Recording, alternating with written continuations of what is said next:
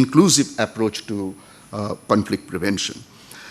The development dimensions must include economic, social, as well as political, particularly focusing on the strengthening democratic institutions. So the examples given by Ruchira of building institutions, strengthening democratic institutions in other countries becomes an important examples in the South-South cooperation.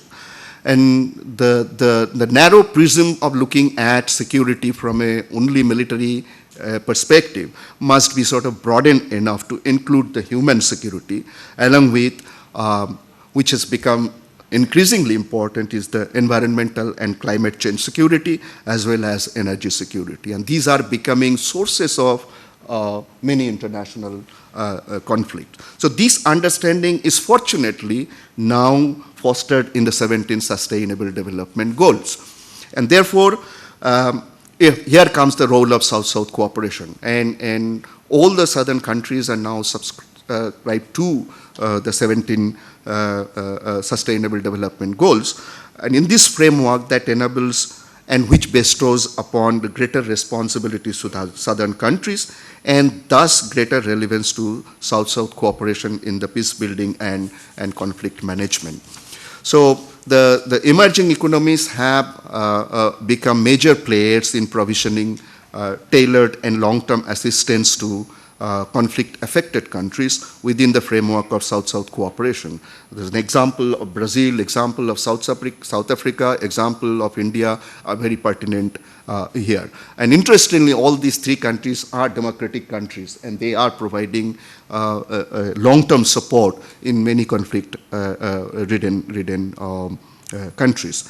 And there's its broader development cooperation growing. I mean, this is coming out of perhaps, the understanding that the broader development context would provide also a commercial interest, like, promoting trades, and that becomes one of the tools for promoting economic development. But also, the foreign policy aspiration for regional stability, and legitimately a bigger role in global governance. The emerging economies, particularly India, Brazil, South Africa, have promoted, as Ruchira was mentioning, some of the principles of South-South cooperation, which is in a way sort of alternative model and approaches that prioritizes national ownership and capacity building, and it is sort of intrinsically linked to the development cooperation approach, which has taken a human approach to peace building. And the last point is the emerging economies have also favored a consent-based and triangular intervention. So here comes the question of, Mr. Kala, you talked about where are the difficulties, in terms of putting in practice the principles of South-South cooperation, and non-interference becomes a barrier in that case. But there comes the question of the role of agencies like UN and other trilateral development, where a consensus building approach is generated through institutions like UN agencies. So just to conclude the process, my deliberation here is to say that it is possible within the normative principles of South-South cooperation to make investment for building peace in the long term. Let me stop here and be happy to take questions. Thank you so much. Okay, thank you very much for your very important thoughts on the conceptual framing of peace building and conflict prevention, which then, and how they interlink with the principles of South-South cooperation. So we have some time left, and please let's have some statements, questions from the audience. We'll take a number of statements, and then everybody here from the panel will have a chance to respond. 1, 2, 3. Who's got the microphones, please? The lady in the center. Yeah. Yes. Please kindly introduce yourself. I'm Shireen, an entrepreneur from ID Solutions. So very good evening, all of you. and thank you so much for such a fascinating talk and discussion. So I want to know one thing: as this in this era of nuclear power, arms, and wars, where U.S. the biggest arms exporter is involved in almost in every war. So my question is like, how feasible or effective is this type of peace building, peace management, without big players like U.S., China, or Russia? Okay, thank you. Very clear question. The gentleman here Thank you. up in front, please. Yeah, Dr. Balakrishnan, former ambassador. You mentioned about early warning of state breakdown, if you might say, precursor to a conflict.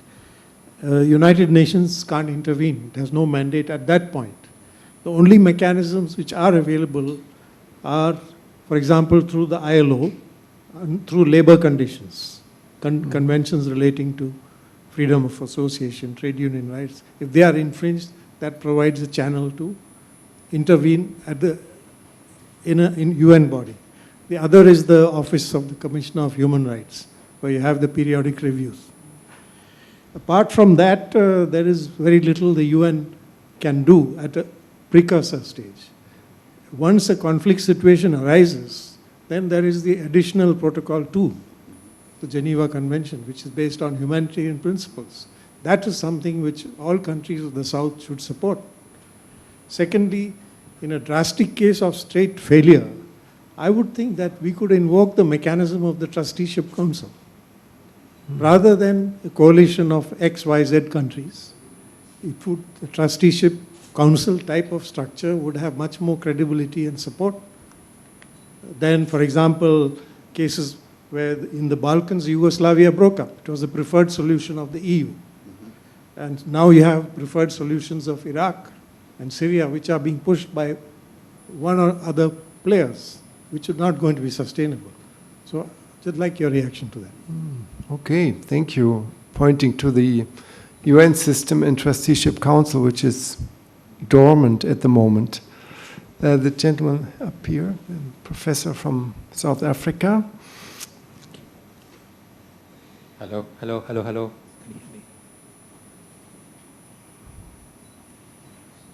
Hello?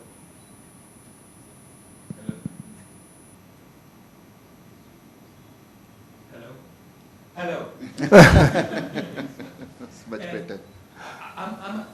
Hello? Am I correct in there are different definitions between what Carlos presented and what Katsuf has presented in terms of measuring the violence and the conflict. You're measuring also internal violence, not conflict as defined by Carlos. But the difficulty is for us in our initiatives is naturalizing the concept of conflict management instead of framing it as regrettable that we have to go that way. Now, 4 little points. If peace is the end of wars, there has been no war or military intervention in the last 30 years that has led to peace. In fact, it escalated things. Secondly, that interests of armament and disarmament are in direct conflict these days. The vast expenditures on military R&D to land a bomb in the middle of my head because of my genetic material and all that research that is going on cannot be developing things that will lie fallow or dead in the future because these are major investments. So the fact that a firm that produces hazmat suits, body bags, and refugee tents has some of the highest returns of investment in the world makes the situation even more complex. Now, third little point is that, yes, we understand in Africa and in Southern Africa that there were armed groups that thought that violence could be cathartic, including the ANC, at a certain point of the history, as opposed to, let's call them Neo-Gandhian movements from Nyerere to Nkrumah and others, where non-violent action The turning point in South Africa, as we all know, was the decision and the realization that violence could not be cathartic and move towards reconciliation and also disarmament and other things.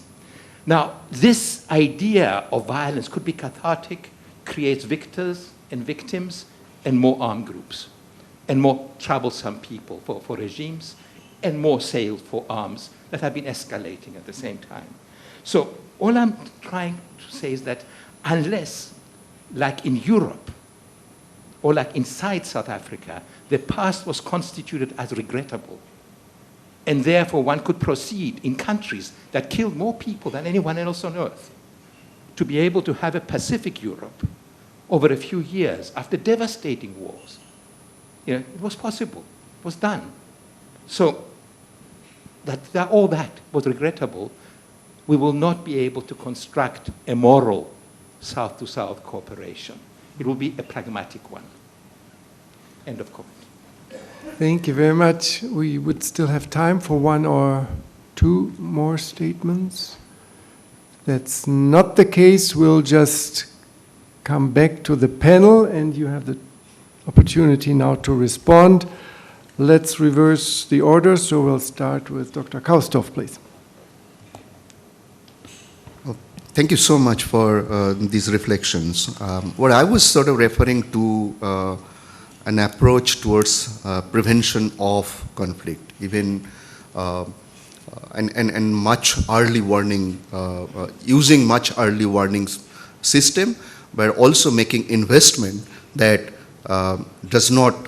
conflict does not arrive in first place. So the approach was more developmental approach where if you look at how do we reduce the inequalities within the societies at the national and subnational context, and there comes the question of making South-South cooperation work.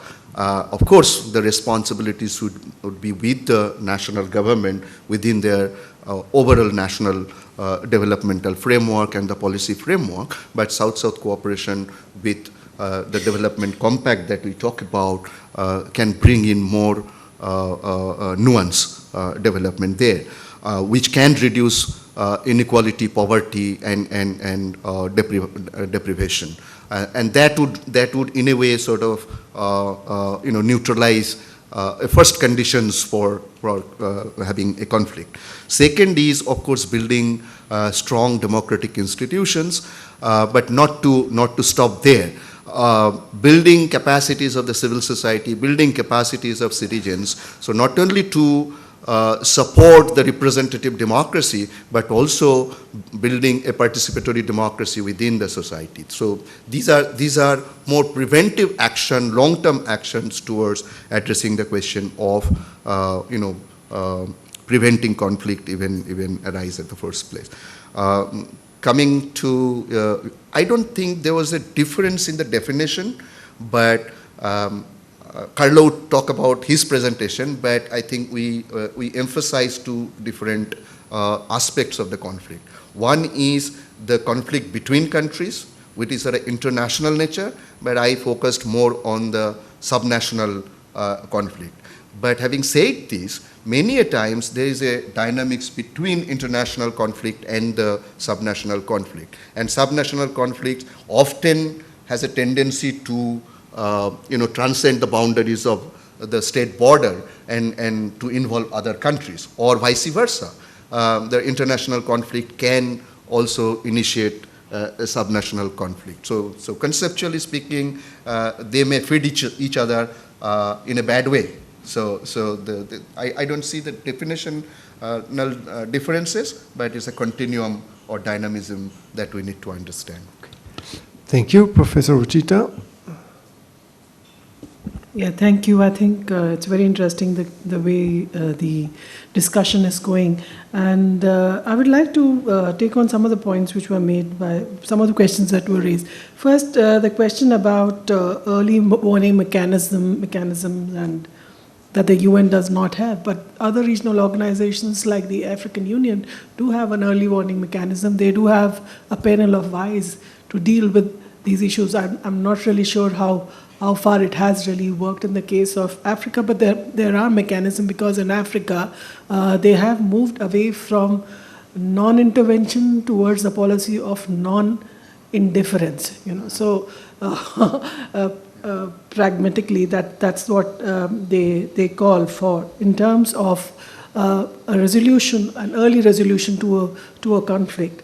So there are several examples within Africa of how some of the regional organizations and in individual countries have been involved in conflict prevention, and maybe some of our participants here from Africa could tell us about that. But I would like to bring in the example of the IGAD, which has been involved in South Sudan in supporting capacity building of the Sudanese civil servants in terms of enhancing their governance capacities and thereby reducing the chances of conflict, because it's a new nation and it needs to develop that. That's an important initiative. And the 3 countries which have been seconding their officials, Kenya, Uganda, and I'm not sure which